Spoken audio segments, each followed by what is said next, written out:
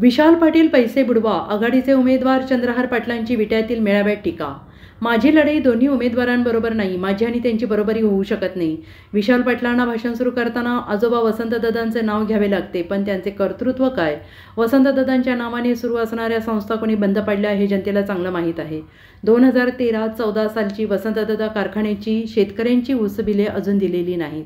हे त्यांचं कर्तृत्व आहे. माझ्यावर टीका करायला कोणताच मुद्दा नसल्याने उमेदवार नौखा आहे, म्हणून माझ्यावर टीका केली जाते. विशाल पाटील म्हणजे भाजपची बी टीम आहे. मी संजय पाटील, विशाल पाटील या दोघांना सुद्धा विरोधक मानत नाही, त्यामुळे त्या दोघांना फार महत्त्व देत नाही.